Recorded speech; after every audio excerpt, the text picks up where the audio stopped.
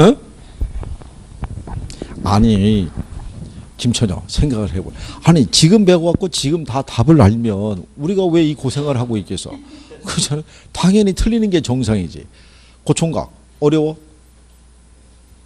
그래. 고총각은 표정에 일단 여유를 보이잖아. 웃으면서 어려워요. 이렇게 얘기하잖아. 그냥 편하게 생각하면 되는 거야. 편하게.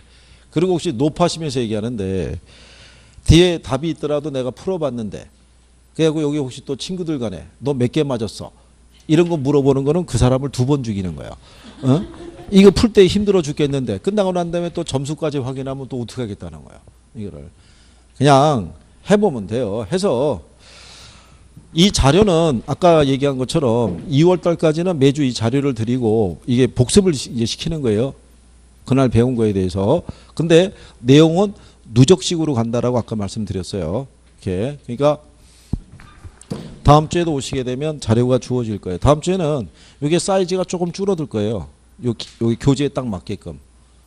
그러시고 그 얼마 안 하니까 이 파일 같은 경우 있죠.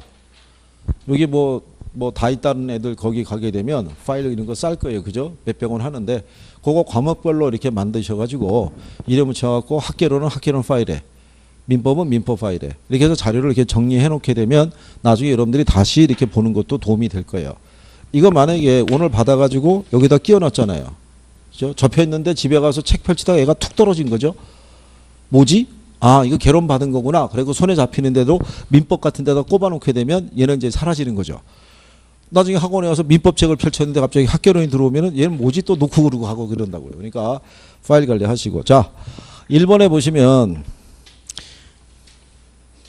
부동산학이 추구하는 가치를 민간 부분에 한정해서 볼 때는요. 효율성을 더 중시해요. 뭐를 중시한다? 효율성을. 자, 우리 여기 앞에 기본 소상에서는 안 나와 있는데요. 이런 거죠.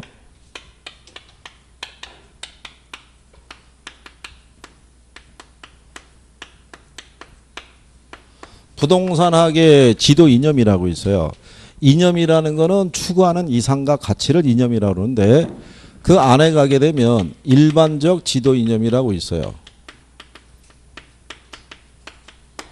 일반적이라는 거는 보편적인 걸 얘기하는데요. 옛날에 왕이 지배하던 시대 있죠.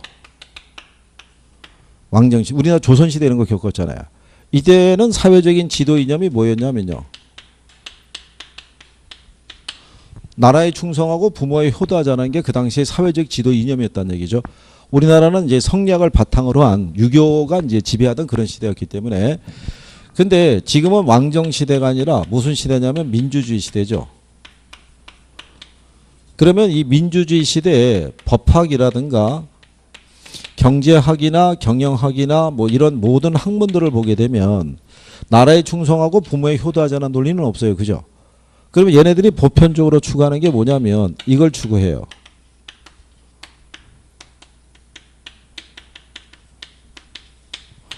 효율성하고 형평성이라는 걸 추구해요. 법학이라는 거는 형평성에 기초를 두고 있죠. 법은 만인의 평등하다는 논리에 기초를 두고 있는 거고 경제학이라는 거는 우리에게 희소한 자원을 얼마나 효율적으로 생산해서 많은 사람들과 그 몫을 나눌 수 있느냐에 초점을 두고 있는 거예요. 그러니까 부동산학도 이런 일반적인 학문과 똑같이 추구하는 거는 똑같다는 얘기예요.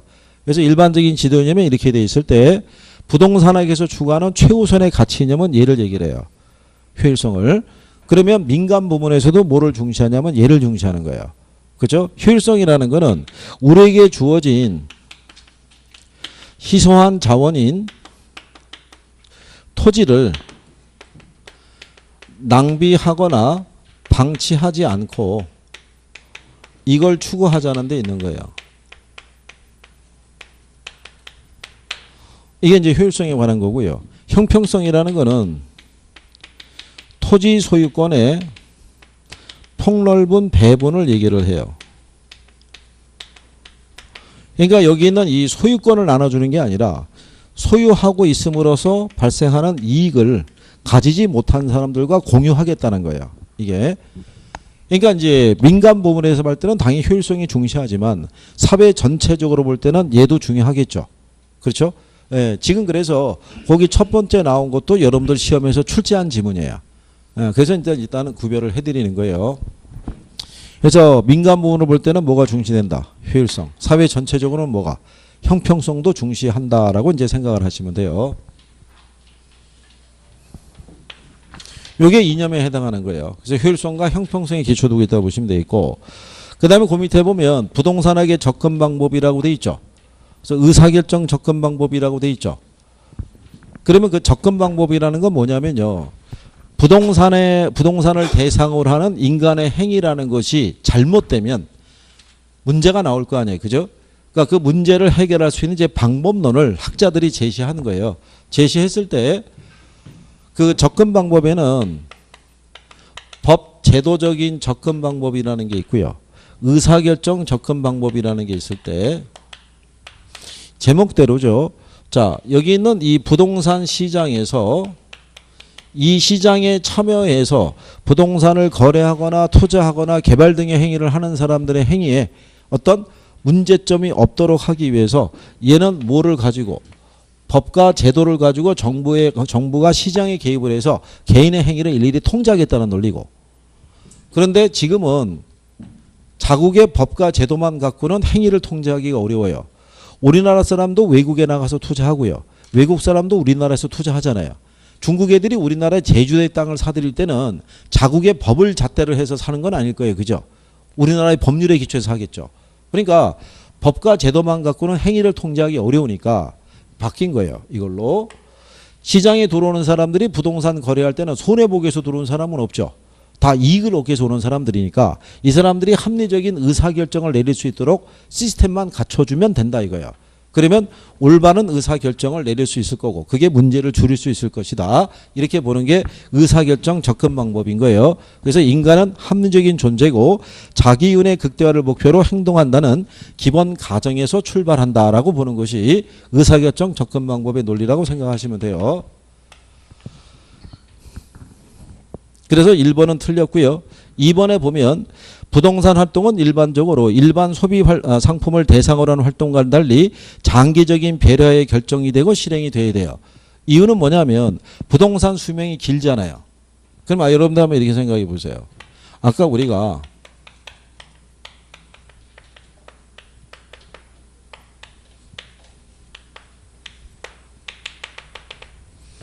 충남 연기군에 농지가 있었는데 정부가 발표해요. 행정도시로 바꾸겠다고. 그죠? 그러면 얘가 이 상태가 됐을 때도 계속 농지 상태로 가진 않을 거 아니에요. 그렇죠? 그러면 농지일 때는 가치가 50만 원이겠으나 얘가 만약에 택지로 바뀌어서 상업용지로 바뀌면 수백만 원도 될 거 아니에요. 그렇죠? 근데 이게 발표가 됐음에도 불구하고 50만 원에 거래하는 사람이 있을까요? 없을 거 아니에요. 일반 소비되는 상품은 미래의 변화를 고려할 필요가 없어요. 그죠? 근데 부동산은 수명이 긴 재화니까 모든 행위를 할 때는 장기적인 관점에서의 배려를 해야 되는 거예요. 네, 그거를 얘기를 할 때 거기 보면 부동산 활동을 임장 활동으로 규정하는 근거는 부증성이라는 특성과 대인 활동이라는 속성 때문이다 이렇게 돼 있죠. 얘는 틀린 거겠죠. 아까 우리가 부동산 임장 활동으로 만들어주는 거는 뭐 때문에 그렇다고 그랬어요. 우리가 왜 아까 집 보러 다니고 땅 보러 다닌다고 그랬어요. 움직일 수 없으니까. 그죠? 그러니까 앞에 문장은 맞지만 뒤에 문장은 틀린 거예요. 그러니까 부동산을 임장 활동으로 규정하는 근거는 부증성이 아니라 부동성. 그리고 대인 활동이 아니라 뭐 대물 활동의 연장선상에서 우리가 부동산 시장에서 거래가 되는 대표적인 게 토지하고 뭐가 있어요? 건물이 있잖아요. 그죠? 그럼 물리적 실체로 해서 얘들이 있는데 얘들은 움직인다 안 움직인다? 안 움직이니까 이들의 상태를 갖다가 우리가 현장에서 직접 확인해야 될 거 아니에요. 그죠? 그래서 대물 활동의 연장선상에서 뭐가? 임장 활동이 필요한 거예요. 그것도 여러분 시험 지문에 나온 거예요. 이렇게 틀리게 준 거예요. 이렇게.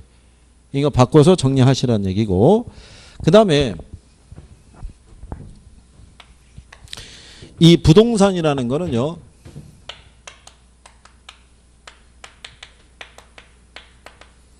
얘가 사회성과 공공성이 있는 재화라고 봐요. 정부 입장에서는. 그러니까 얘는 일반 그 소비상품하고는 성격이 틀리다는 얘기예요. 예를 들어서 볼펜이 한 자루에 1,000원에서 1,200원으로 올랐어요. 그럼 20% 상승했잖아요. 그죠? 그렇더라도 그래도 우리 가계 소비에는 큰 영향을 안 줄 거예요. 그죠? 그런데 전세 보증금이 1억에서 1억 2천으로 오른 거는 많은 영향을 줄 거란 얘기예요. 그러니까 우리 가계 소비에 절대적인 영향을 줄 수 있는 게 부동산이란 얘기예요. 그럼 이렇게 사회성과 공공성 있는 재화이기 때문에 이거를 일반인들에게서 다루기는 어렵다고 봐요. 그래서 전문성이라는 걸 요구해요. 그래서 등장을 시킨 게 자격제도라고 보시면 돼요. 그래서 공인중개사제도, 감정평가제도 이런 제도가 만들어진 거예요. 그럼 우리는 이 중개사에 의한 중개 행위 이런 데는 우리가 신뢰를 보내죠. 고가의 자산을 거래하면서도 우리는 누구를 믿고 거래하는 거예요? 중개업자를. 우리가 일반적인 거래하면요.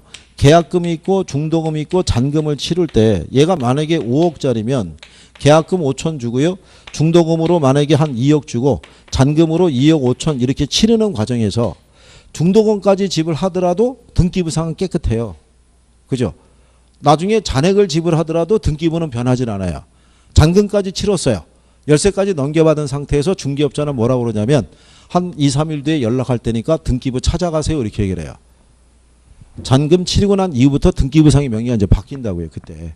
그렇잖아요. 그러면 이런 큰 금액을 갖다가 누구 하나만 보고 중개사만 믿고 거래하는 거예요. 그죠? 네, 그러니까 우리는 이 사람들에게는 뭐를 요구하냐면 이걸 요구해요. 뭐를 요구한다? 윤리성을. 그죠? 네, 그때 그 윤리의 종류가 있는데 윤리의 종류 중에 이런 게 있어요. 공중윤리라고. 이 공중윤리가 시험에 나온 건데 자 이런 얘기예요. 부동산 거래하면은 매도자도 있고 매수자도 있고 그 다음에 중개업자도 있겠죠. 그렇잖아요. 그럼 이 중에 누가 윤리식을 갖고 있어야 돼요? 이 중에. 에? 이 중에. 다. 그게 공중윤리예요. 거래활동에 참여하는 모든 사람들은 기본적인 윤리의식을 갖고 있어야 된다는 게 무슨 윤리다? 공중윤리인 거예요. 우리 거기 지문에는 이렇게 돼 있잖아요. 자, 사회성과 공공성 있는 재산을 다루므로 거래 당사자는 윤리적으로 행동할 필요가 없으나 부동산 업자에게는 높은 윤리성이 요구된다 이렇게 돼 있죠. 이게 틀린 거예요. 다 요구된다는 거예요. 여러분들이 아파트 단지를 보면요. 입주자 대표회의라는 것도 있고요. 분여회라는 것도 있어요. 그죠? 근데 그 단지의 분여회들이 예전에 보면 다 그런 건 아닌데 가격 상승을 부추기는 부작용을 초래하기도 했어요. 분여회들이 단지 앞에 있는 중개업자들 찾아가서 압력을 행사하는 거예요. 우리 단지의 시세는 4억 이하로 거래되면 안 된다. 혹시 만약에 여기 중개업자 중에서 우리 단지의 물건을 4억 이하로 거래하면 그 업자에게는 물건을 안 줄 것이다. 이렇게 압박을 가하는 거죠. 그럼 중개업자들은 물건을 받아야 되니까 자기끼리 얘기해서 시세를 얼마에 맞추는 거예요. 4억에. 그러면 그 주변 단지가 있어요. 주변 단지는 걔네보다도 훨씬 더 우리 단지가 규모도 크고 괜찮다고 생각하는데 쟤네가 우리보다 시세가 높다는 건 말이 안 된다. 이렇게 해서 걔네도 올리는 거예요. 그런 식으로 가격 상승이 부추겨지게 되면 실수요자들의 입장에서는 부담이 커질 거 아니에요. 그죠? 그러니까는 거래 활동에 참여하는 사람들은 비싸게 받고 파는 것까지는 좋을 수 있겠으나 너무 무리하게 하면 안 된다는 거예요. 그래서 기본적으로 윤리식이 다 있어야 된다는 거는 무슨 윤리? 공중윤리예요. 그러니까 그 3번이 공중윤리를 지칭하는 거예요. 무슨 말인지 아시겠나요? 그리고 4번에 가게 되면 부동산 관련 서비스업 있죠. 네, 서비스업에 대해서는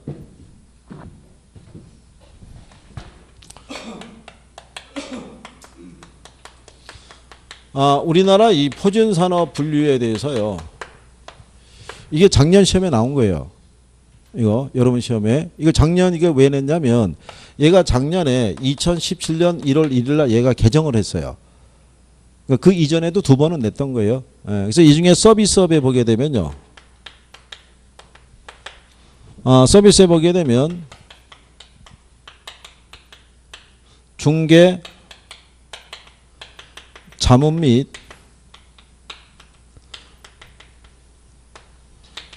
감정평가업이 있고요. 그 다음에 부동산 관리업 이렇게 되어 있어요. 그래서 여기서는 뭐가 들어갔냐면 이게 하나 추가됐어요. 뭐가? 자문업이라고. 그 다음에 얘네를 세분하게 되면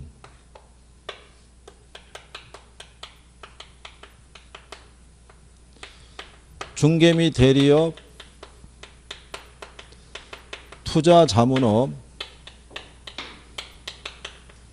감정평가업, 주거용 부동산 관리업, 비주거용 부동산 관리업. 나누면 이제 이렇게 돼요. 이렇게. 그래서 요게 관리업에 해당하는 거고요. 이게 중개자문이 평가비 이렇게 나눠진 거예요. 이게. 그래서 나중에 하면 대분류, 중분류, 소분류, 세분류 이렇게 나가는 거예요. 그러면 여기 지금 종류가 보면 여기서 얘가 추가가 됐고요. 이게 새롭게 들어온 거예요. 이게. 그래서 지금 하나, 둘, 셋, 넷, 5개가 돼요. 오지선다가 된다고요. 그러니까 나중에 혹시 문제를 물어볼 때 간단하게 물어보는 거는 나중에 부동산업 표준산업분류상에서 부동산 서비스업의 종류에 해당하지 않는 게 뭐냐 이렇게 물어볼 수 있는 거예요. 간단하게. 그래서 요거까지는 구별하시는 게 낫고 다음 주 자료 드릴 때 드릴 거예요. 네? 뭐 이렇게 박스 처리해서 드릴 테니까 그거 참고하시면 돼요. 그래서 4번은 틀린 거예요. 무슨 말인지 아시겠나요? 그리고 참고로 여기서 틀린 것 중에 하나는 컨설팅업은 안 들어가요. 자, 여러분들이 중개 사무실에 가게 되면요. 부동산 중개 또는 부동산 컨설팅 이렇게 부착이 돼 있을 거예요. 그죠? 근데 중개업은 이게 국가로부터 자격을 공인받은, 그죠? 이 산업분류에 속해 있는데 컨설팅업은 공인된 게 없는 거예요. 컨설팅업에 대해서는 그냥 협회만 존재해요. 그래서 컨설팅이라는 표현이 들어가면 틀려요. 무슨 말인지 아시겠나요? 그런 정도로. 그 다음에 5번에 가면 자, 좁은 의미의 부동산과 의제 부동산을 합쳐서 아까 우리가 무슨 부동산이라고 그랬어요? 광해 부동산. 그죠? 복합 부동산 아까 건부지 얘기했었잖아요. 그죠? 네, 그래서 그 틀린 거예요. 그게 무슨 말인지 아시겠나요? 그 다음에 6번에 가면 민법상 부동산은 토지 및 정착물로 정의되겠죠. 아까 우리가 협의의 부동산은 토지 및 정착물, 좁은 의미의 부동산은 토지 및 정착물, 민법상 부동산 토지 및 정착물 이렇게 해줬잖아요. 그죠? 네. 그리고 부동산에 관한 권리는 거래의 대상이 되는 거예요. 우리 소유권 거래할 수 있어요, 없어요? 거래할 수 있잖아요. 그죠? 네. 그래서 6번은 맞는 지문인 거예요. 그러니까 지금 1번부터 5번까지는 다 틀린 지문이고요. 6번 하나가 맞는 지문이라고요. 그죠? 그 다음에 7번에 7번 지문은 틀린 거예요. 정착물 얘기할 때 벼가 들어가서 틀린 거예요. 이 벼는 경작 수확물은요. 경작자 거라고 보시면 돼요. 그죠?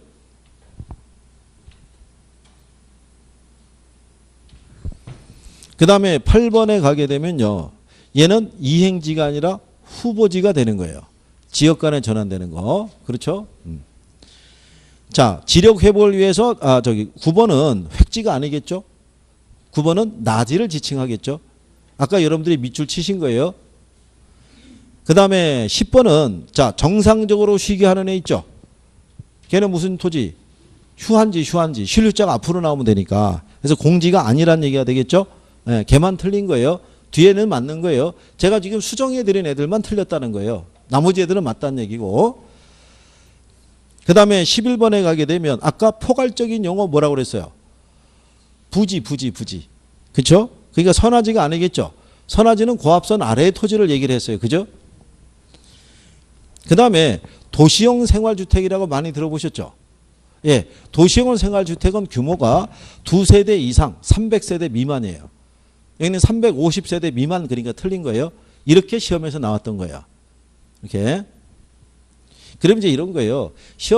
우리 기본서상에서 혹시 만약에 빠진 게 있거나 추가될 게 있으면 선생이 이런 식으로 주든 뭐를 주든 간에 다 보충을 해줘요.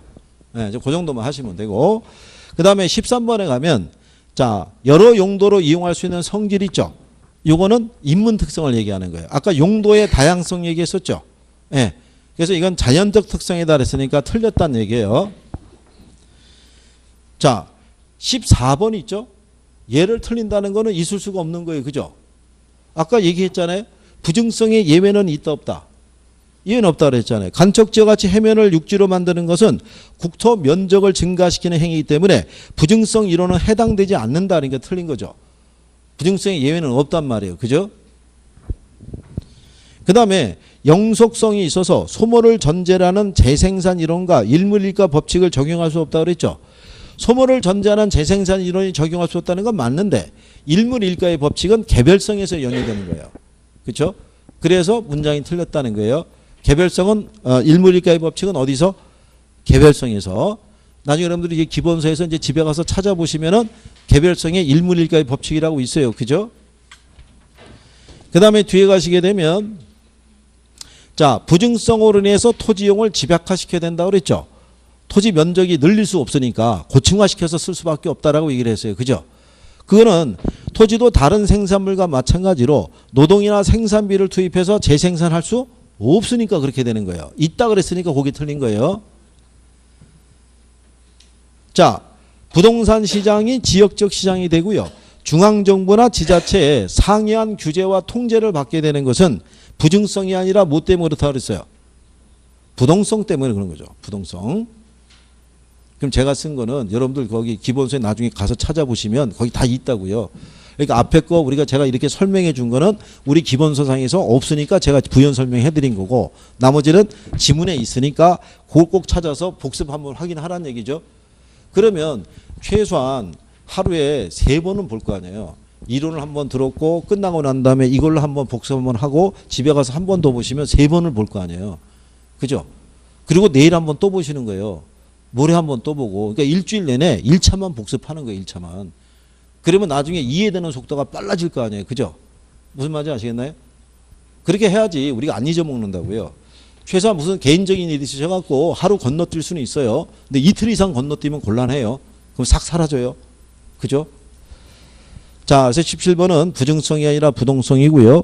자, 소유이익과 사용이익의 분리 및 임대차 시장의 발달 근거가 되는 거는 뭐 때문에? 영속성. 수명이 길기 때문에 다른 사람에게 사용할 수 있게끔 허용해 줄 수 있잖아요. 그죠? 무슨 말인지 아시겠나요? 예, 그래서 그게 부동성이 아니라 영속성으로 바꿔주시고 나면 나머지가 다 맞는 지문이 되는 거예요. 자, 그 다음에 19번 있죠. 토지는 이용의 비가역성이 있으니까 토지용과 관련된 의사결정에서는 장기적인 관점에서의 배려가 필요하다고 돼 있죠. 이건 맞는 지문이에요. 그러면 이용의 비가역성이라는 게 뭐냐면 우리가 만약에 물을 엎지르잖아요. 엎지른 물을 다시 주워 담을 수 있어요, 없어요? 없을 거 아니에요. 그게 이용의 비가역성이에요. 한번 잘못 사용하면 그게 잘못된 이용이라고 해서 다시 원래 상태로 되돌리기는 어려운 거예요. 개발을 다 해놓고 난 상태에서.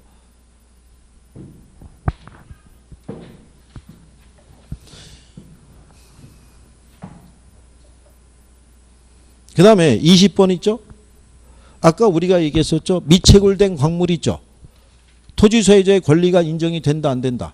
안 된다. 근데 토지 소유권의 효력에도 미친다 그랬으니까 틀렸겠죠. 그래서 틀렸다는 거예요. 아까 우리가 지하에 매장되어 있는 미채굴 광물은 민법상의 토지 소유권의 객체를 인정해 준다 안 해준다? 안 해준다라고 얘기한 거예요. 그거까지. 그래서 이게 오늘 배웠던 내용에 대해서 쭉 담고 있는 거예요. 그죠? 그러면 다음 주에 오시면 경제론 배우실 거 아니에요. 그럼 이제 경제론에 대해서 주로 또 한 걸 한 번 더 복습해보고 가시는 거예요. 자꾸. 이게 복습이 생활화 되시면 금방 궤도로 올라가요. 그죠? 그리고 고총각 언제부터 공부한다고 남아서? 어? 아, 빨리 얘기해봐. 언제? 어? 여기 그래도 이 학원에는 지금 젊은 20대가 지금 4사람이나 있잖아. 4사람이나. 그 4사람이 일단 남아서 먼저 솔선수범해서 공부하는 모습을 보여야 이 나머지 또 어르신들이 봤을 때 기특하다고 생각하면서 또 남으실 거 아닌가. 그렇잖아? 그러니까 본인들이 달린 거야. 없고. 여기 저기 우리 3명의 처녀들도 언제부터 남아서 공부한다고?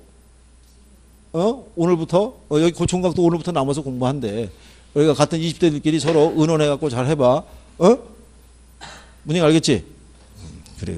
자, 나머지 분들도 복습을 꼭 좀 부탁을 드리고 생활화가 되셔야 돼요. 그죠? 여러분들이 공부하는 거를 그래도 가족은 굳게 믿고 있을 거예요. 그죠? 되실 거라고. 그죠? 그렇게 생각하시고 한 주 잘 보내시고 다음 주에 뵙겠습니다. 고생하셨습니다. 수고하셨습니다.